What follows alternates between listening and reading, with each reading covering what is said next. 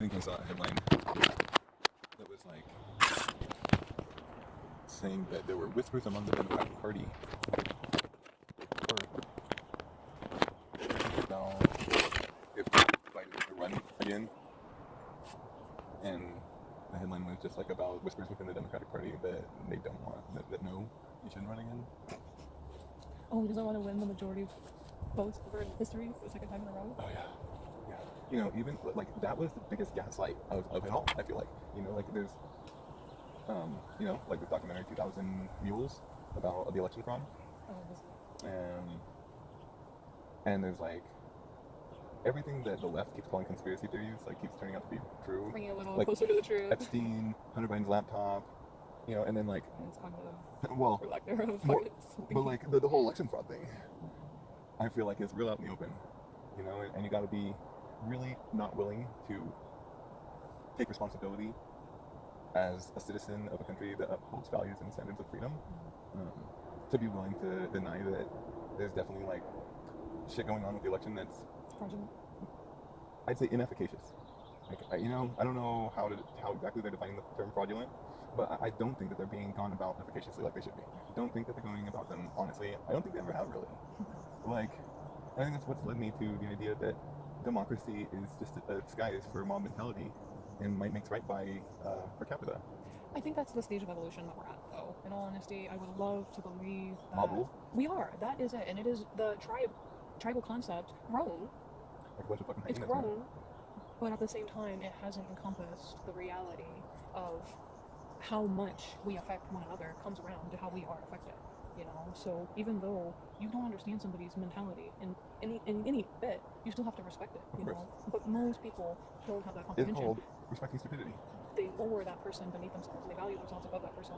You know, and it's neglecting the idea of the butterfly effect and an akashic flow in all things. But I do think more spiritual mindsets are coming to light, and people are recognizing energy beyond just living things. And you see a lot of people say they like animals more than people, you know, and it breaks my heart a little bit, but I totally understand. It's just a sad thing to hear somebody say. But then again, you see some geologists, you know, people who surround themselves with rocks, you know, they really value those things as like living things, and like the earth, you know, is like one giant magnetic living rock. I think it kind of comes down to the idea of like wanting to take that experience with these things like rocks or the planet or your pets and sharing them with people. I think that the fact that more people would rather or appreciate their pets more than people gives me insight as to why people appreciate their pets more than people. Like, It's a symptom of, you know, where we are in our lack of humanity. And I think that's a lack of respect for ourselves as well. The fact that we do still eat animals, you know, not because of this holistic plan to make us eat bugs, but because mushrooms are the greatest service to life. You know, they're here for us to consume. Like, we shouldn't be eating living, breathing things, you know, or at like, least not the way that we are. yeah, exactly. I mean, yeah, there's stages of this, absolutely. And I Like, respect everybody and where they're at. I in their definitely stage, but disagree with the way I can that. see clearly the path that is the homeostasis of the planet. What were you saying just now? Well, that's right. I mean, I'm just saying, you know, the animal consumption. I definitely think that it's not being done in the right way. You know, it's And I kind think of there's a phase of evolution that needs it, you know, at one point, I feel like to learn the lessons that needs to learn. it reminds me of things like democracy and guns. These are all like these tools, you know, or resources, and how these tools or resources are used determines the efficacy of them, you know, or at least the efficacy of the way that they're used. You know, the consequence of how they're used determines the efficacy of how they're being used. But it's just like a meat industry, if it were gone about in a more sustainable and humane way. Right, I mean, yeah, no, there's all the details to get into, but like the basic idea is that it's not being done in an efficacious or humane way currently, and that there are ways to do this in a way that I think would serve the energy of consuming meat in a much better way. Just like I think that, you know, democracy does have its place in society, but I just don't think that its place is determinism. I don't think that reality should be being determined by the voice of the majority, but I do think that the voice of the majority is important, but no more important than the voice of the minority. It's just like we need these differentiations to be able to tell where we're at as communities, as a society. You know, like, I mean, I hate saying things like globally because it has such a negative connotation due to things like the World Economic Forum and stuff. But I think just like democracy and meat, I think that global humanity can be done in a way that's efficacious as well, and it can be done in the wrong way, you know, that has consequences that harm the greater majority of individuals, and it can be done in a way that serves the greater majority of individuals, you know, but also taking into consideration the minority of individuals. You know, and like every instance is different. You know what I'm saying? Like if you have a minority of people who are doing hard labor, because most hard labor is outsourced to tech, you know, you're going to have a very different perspective from majority to minority than if you have a majority of people doing either hard labor or at least just laborious work versus a minority of people who hold the majority of the wealth and make the majority of the decisions. You know what I mean? These two different instances are going to have greatly different perspectives, you know, on themselves, from themselves. It's just, oh man, people seem to be stuck in this unhealthy state of competition. I mean, we all have insecurities and inhibitions, and I think that all of our insecurities and inhibitions on a grander scale create this kind of conundrum, miscommunication, confusion, state of panic, and yeah, like everyone's reacting to everything that's going on, and everything's like speeding up, and everybody's already overwhelmed, you know, and everything's happening faster and faster, and I mean, you literally cannot keep up with all the advancements across all the different genres and industries of progress. Like, I don't think the common person has any clue where we're at scientifically and technologically on a greater magnitude, cosmic reality, and microcosm. Like we're going so far in both directions. You know, like understanding the power of majority rules being the equivalent of might makes right. You know, that's a point. I call it spirituality. Another word is wisdom. You know, another word is leadership. You know, like taking it into account and making a play that everybody wins. You know, and I feel like that's where we're messing up. You know, we're not creating situations where everybody can win. We're making these absolutions which are triggering, and we're saying violence is an okay answer to those things. That's absolutely spiritual wisdom out the window. As soon as we start enforcing things, we're not meeting people where they're at. And people are not going to learn by being shamed or condemned. People learn when you say, I'm here for you no matter where you're at, let's get through this. And you influence them with love, and if your reality is stronger, then live your reality. And that influence is love for them to see if there's validity in that they want for themselves. You know, like if you have a truth, live it. Don't enforce it, because you're not proving it's true by enforcing it. You're proving it's true by humbly saying, this is the truth for me. And when you recognize it for yourself, you hold it. You know, to live it for yourself, regardless of what other people choose for themselves. Not needing everyone else to reinforce your truth by conforming to it. Convert, it's just. I think the other thing too about democracy, a repetitive cycle, and majority rule is that, like you're saying, it's enforcing some people's way on other people. You know, and nobody wants somebody else's way to be forced on them. Everyone wants to do things their own way. But we also have to be open to learning better ways of doing things. You know what I'm saying? So not everyone who wants us to do something their way just wants us to do it their way to force us to do it their way. We have to be open, you know, to be able to like comprehend their way compared to the way that we want to do it, and be able to share the way we want to do it with them so they can comprehend, you know. And then, you know, I think best case scenario, each person's way probably shifts a little bit, so that you know, the best ideas from both ways kind of come together, you know, which, you know, kind of cuts off some of the negative things about each way, and you have this entirely new fused way of doing things that's better than both ways. Worst case scenario, one person realizes that the other person has, you know, this better idea, or at least just more efficient. Right. Better, worse, but efficiency, if you can measure the efficiency of it, and it has greater efficiency, you know, then you learn something, and you're wiser, and you're more efficient, you know, and that takes humility, you know, and it takes humility on all ends for the person who had that more efficient way, not to hold it over the person who didn't have the more efficient way, and humility for both ends to come together and say, yeah, I recognize each of our ways had some things that weren't as good, but each of them had things that were great, and we're now able and willing to let go of our original ways and start doing things in this new way that works better than both. That's evolution. You break the cycle of stagnancy with carrying the elements tribute to the past, but at the same time flexible enough to realize that you're not living in the same moment. But it's got to be sharing, and people don't share when they're in a state of fear. I just need transparency in order for there to be respect. On all ends. You know, it's not like the government can spy on all of us, and we're forced into this ultra transparency toward the authorities, but we don't even know where the money that the IRS collects from us all gets spent. Like, you might tell us what they spend it on, but not how much, where, or anything. Like, no, I know that we don't know where each dollar goes. The guilt complex that they try to instill in everybody, you know, like, especially if you quote unquote don't pay taxes, it's just like, you're really gonna shame somebody because they don't make enough money to pay taxes. Like, what reality are you living in? Who makes enough money to pay taxes? Everyone has ambitions, and every dollar they make is a dollar towards their ambitions. Oh, but who are we? If you basically make over $50,000 a year, you pay taxes. Yeah, but and that is not a living wage. $50,000 a year is not a living wage, and most people don't make more than $35,000 a year. Just so the record is clear, most people don't even make $35,000 a year. Well, this brings us to my problem with currency altogether. You know what I'm saying? Like, if you're participating, you should have access to the resource and opportunity, no matter what you do, whether you wash dishes and collect trash, or you perform surgery. If you receive the maximum amount of Social Security, you don't receive more than $2,200 a month. And what is that? That's 24. It's like 30K a year, something between 25 and 30. Not even $35,000. No, dude. And then the prices of everything keep going up. And that is the high end. Most people don't make that 22. And now, like all year, they've just Most been want going 12. up Most people get faster around and 12. more than they've been going up for decades. It's insanity. What they think that people should be surviving on. No, dude, no, they're slowly pushing people off the shelf.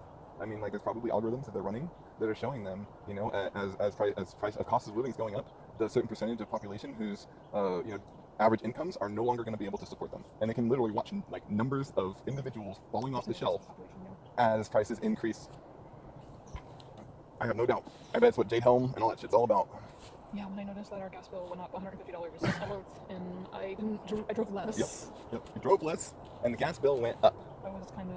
And wait, you say $150? That was just an estimate off the top of my head. No, yeah. It's $150. Right, but if you were spending like $5K on gas a month, $150 would be nothing. But if you're spending what? We were spending like $300. It went up to $440. Right, so about $300 a month on gas. $440. No, but right, exactly. It was three So to $340. the fraction of our total monthly gas bill, the increase, is way bigger than if we were spending thousands of dollars on gas a month. You know, like that's almost 50% increase in 1 year, like in a matter of months. Because and we drive so much less than we used to. like almost from the beginning of the year, you've been working the same job, and over the year, because you've become more accountable at work, you know, and have more responsibility, I feel like we've actually kind of driven less because you've been more focused. Well, kind of. I mean, Here I at work. drive 20 miles to and from work a day. Yeah, but that hasn't changed since you started the job. You started it at almost the beginning of the year. You know what I mean? And so since you started the job, we've actually started driving less. And the gas bill has gone up. Oh, I can almost guarantee our mileage has gone down. No, we haven't gone down south. We haven't gone to Mexico. West time. Yeah, they're moving. And the new place looks pretty cool. Oh, yeah, I see that picture. I mean, I saw it on Google Maps, and it looks like it would be cool to fly the drone around there. I see her. But you don't like that? You didn't know it. Sure. It's really funny that, reality really does boil down to just sharing simple, articulate phrases that have such deep conceptual meaning. You know, like the majority ruling is the equivalent to might makes right, and that leading to a more evolved perception encompassing both sides. I don't know what I was going to say. Another phrase that, so simple but encompassing so much value. If we just hold on to it and share it with each other. I think that's the biggest thing is people aren't having conversations anymore. That's for They're damn not sure. having the slow, articulate conversations in order to spread true knowledge. Every day is just this topical, surfacey. They're having these quippy conversations on places that limit the number of characters you can type per entry or post. And it's impersonal. And no, my bad. It's impersonal. People don't treat people like they treat people when they have conversations in person. People don't represent themselves authentically. That's for sure. That's the biggest thing I think. That instead of people using this social media to be this ultra public exposure of their true self, like my idea when I first learned about MySpace was, I was like, wow, this is a virtual representation of me. Right. You're building kind of a website avatar. But of my true self, like everything that Because every detail you were able to. I was, it was that time where you could actually control the code of the MySpace page and stuff. HTML, yeah. And so I was starting to learn to code a little bit through designing my MySpace to represent like me. And it wasn't me how I wanted to be perceived, like because I can tell the difference between how you want to be perceived and who you really are. And I felt like it was just a place to express my heart, and I felt comfortable doing that because there wasn't an amount of anonymity. I could tell my truth without being personally attacked because there was that wall of the virtual space. Right, you didn't have to put your address on there. Right, I didn't have to even post a picture of myself. I didn't want. Right, right, you can create a persona. and so it was like I was like, oh, now I can just speak the rawest truth without needing to fear these personal attacks like I might have to by offending somebody by my personal thoughts or opinions in person, or someone who's intolerable, or someone who might think differently than them. But I mean, mostly, I didn't even use it politically, I used it artistically. Like I shared all of the music and art and videos and all the stuff that I was into that was coming out. My MySpace took a long time to load because I put a bunch of YouTube videos. Like, I didn't understand how this shit worked, really. I was just kind of mimicking, like, these things that I was learning from the stuff I was seeing. That's how I put it. I kind of folder from the beginning. Pretty much. This asshole Pretty much. uploading his capacity. Like, I would be willing to bet $100 that I'm the most shadow banned person in all the internet. And you wouldn't think that I would be, but that's because I am. You know what I mean? Like, literally nobody knows who I am. Unless most of these people who know me in person. There's very few people online who know who I am. Right? But I mean, don't let your ego no. make it feel like it should be something more. No, it's not that. It's that I'm very active. It's a gift of its own. I know you're very active online. I'm very active, and I create a lot of content compared to a lot of people online. And oof. I think if you did more short reels, really put your face to your ideas. It's not even about that because on one of your YouTube if I'm shadow banned and I'm the most shadow banned account, then people will still share it, especially make short reels that are like super like. But no, if no one's saying it, then no one's sharing it. But you can't even through an organic reach. You know what? You don't even share some of my stuff. That's what I'm saying. Not everything. No, but like. But I share stuff where I'm like, yeah. I mean, I try to share all the big stuff. I don't share a lot of Like stuff. the other, though. no, you I'm don't. not a big No, sharer. but I nobody, try to like nobody really everything. is. Nobody really is. Because I know I don't post a lot, so like my wall, especially on Twitter, has select few things. So if you went to my Twitter, you could get a really good feel for me as an individual. Right. No, like so the other night you went through my, you like over like 100 of my tweets. Yeah. But Had I done it as you posted. well, there was some like I was like, oh, that's like CFM stuff, but like there were no retweets. You know what I mean? I'm like, oh, like, Oh, I see.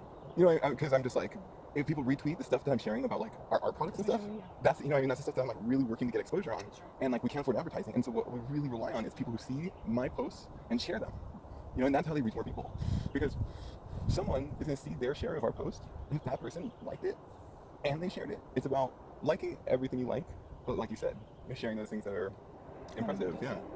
But I mean, like if you have too high expectations, and you know what I mean, I like, have really high expectations. but, But like, no, sometimes I just try to catch up on the likes. like a lot of time I share people's stuff who I know are like reaching. Yeah. You know, who I know are like putting themselves out there organically and relying on the people who follow them and see their stuff, not only to like it, to give it algorithmic power, but to share it, to give it organic reach. See, you're helping people exercise those parts of themselves, you know, and we are at the we are infants, you know, in this technological era.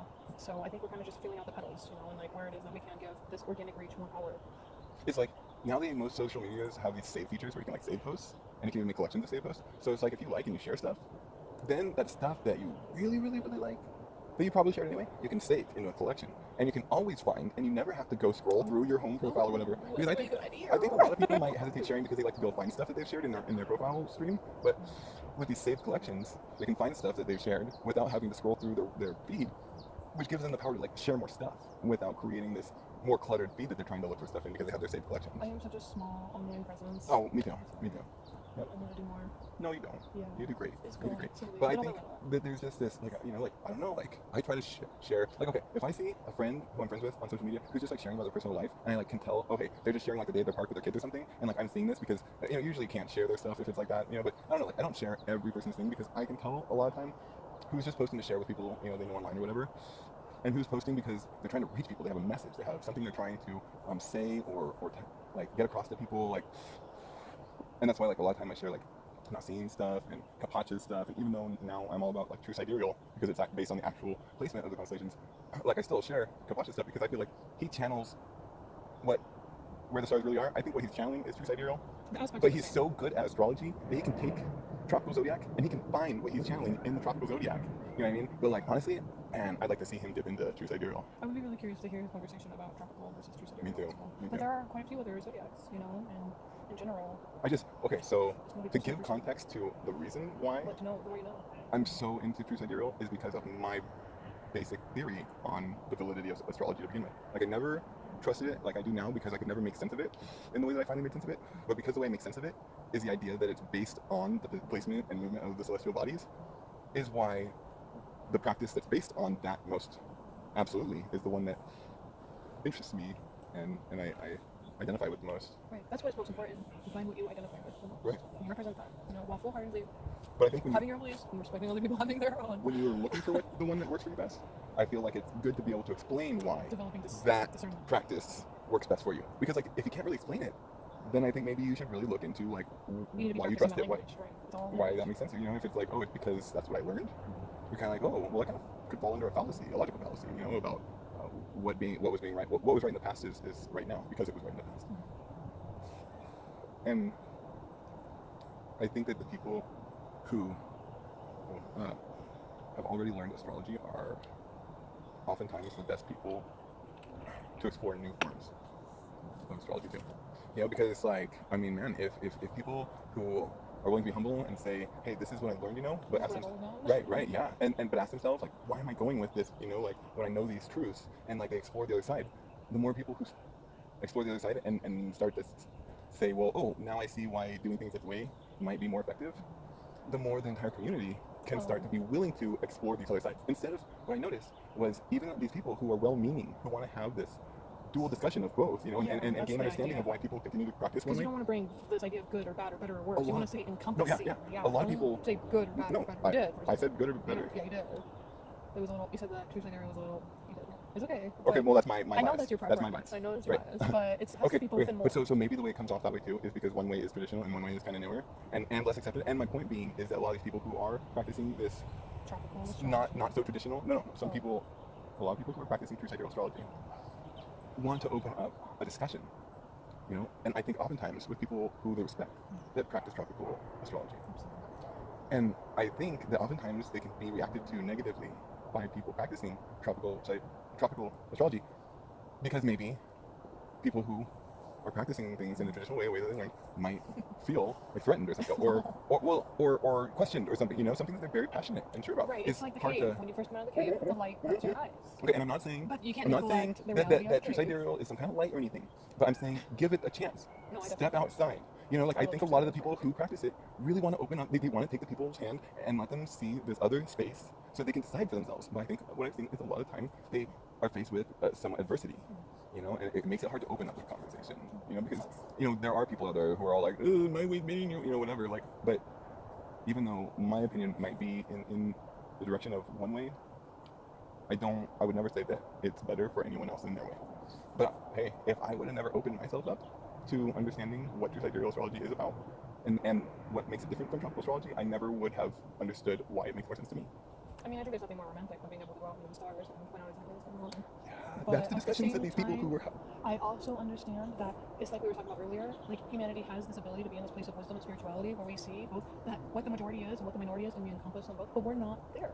We're not there. We are at tropical astrology. We see, because in tropical astrology, it's all about the sun. We're all ego-based. We're all, you know, like, this is what we think we are, you know, and it's really actually the true sidereal. This is where we're at. You take it back to 24 degrees, you know? Uh-huh. I don't know, it's kind of how it's drawn in my head a little bit, but who really knows? Like, I like to bring in the path of the more because I like to think that I don't have all the answers. So there is still something left for me to learn, conversations to have with people who have so much more insight and wisdom. I keep saying that knowledge is love, you know, and that's what we're here to do because it's the infinite resource that we have, and all society wants us to do is capitalize on that. That's the trend trying to set, and when you see beyond that veil, you recognize that we literally are spiritual beings, and there's like animalistic ways. I think when we redefine capital, we can find a healthy state of capitalism. Yeah, I mean, we're literally just using, you know, For value. the blood Value. I mean, blood pumps through the veins of the gears that turn the machine, but it's not equivalent. We literally are a DNA bank floating through space. Yeah, yeah. And if you think otherwise, you know, I'm sorry, you just don't see the bigger picture going on here. Like, we are, in a sense, being harvested. You know, and if we get to germinate another planet, like, fab, that means we probably reach some sort of homeostasis, hopefully on our own planet. Yeah, I really hope we reach some greater understanding than what seems to be the majority, or at least the authority perspectives. Like, I don't know. I think if you did a survey of everyone in the world, asking them if they were comfortable having a handful of people with the ability to destroy the whole world with the push of a button, you would have an overwhelmingly negative response. Well, you also have to think about what the alternative would be. Like, sure, you have to think about what their response would be, but like, what's the alternative to that? You want to know the alternative? The alternative is for this handful of people who have the ability to destroy the world, work together to use that ability to destroy the world, to protect it from anything outside of this world that intends to come and destroy our world. I think that the true greatest threat to humanity is from outside this planet. If we can stop and recognize Alakesh Alakin and Lakesh Alakin.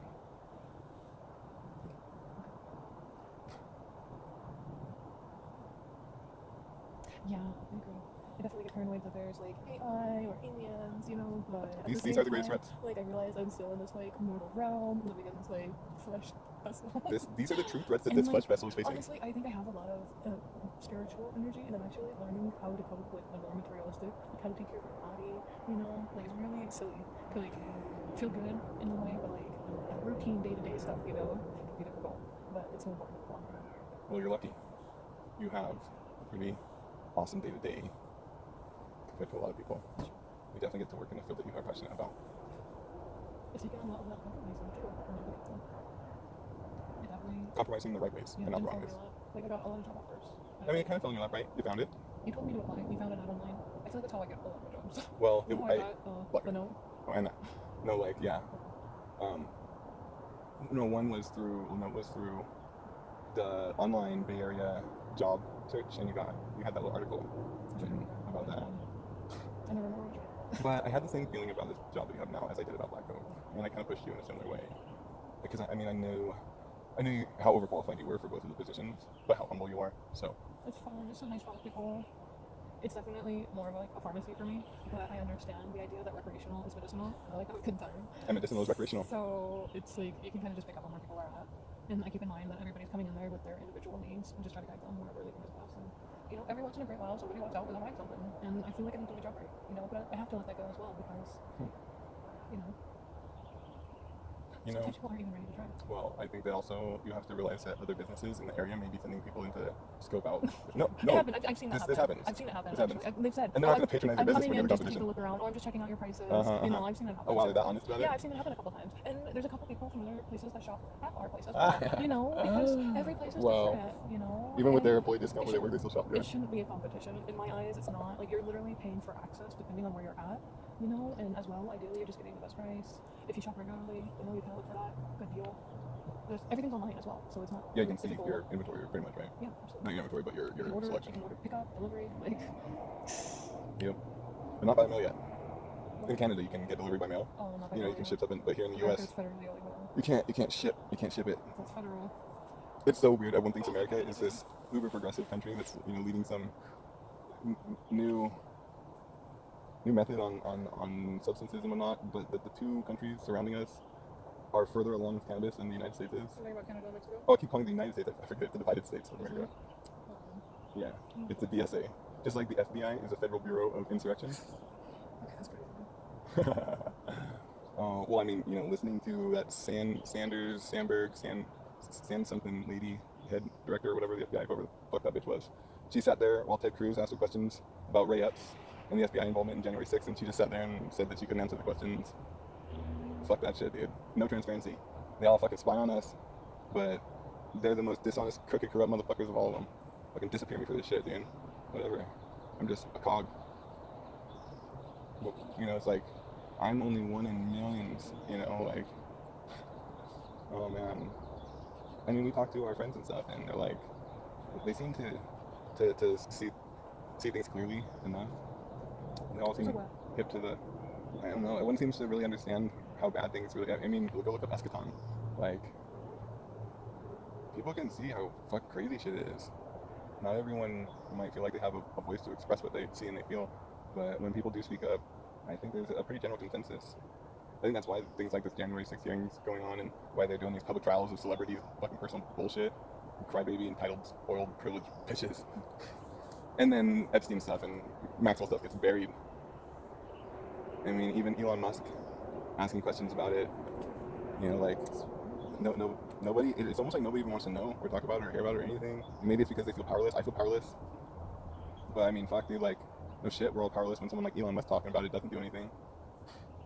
You wonder where the free-floating frustration and anxiety come from. It's these feelings of powerlessness and helplessness. And I mean, I feel like so much of the turmoil that came from my personal family had to do with people who cared about me, who were just afraid for the person that I was in the way that they saw society going. So, what are you gonna do, man? Just gotta be yourself, speak your truth, even if you disagree, and agree to disagree. I'm always down to disagree as long as you're not trying to force me to do it your way. I ain't trying to force you to do it my way.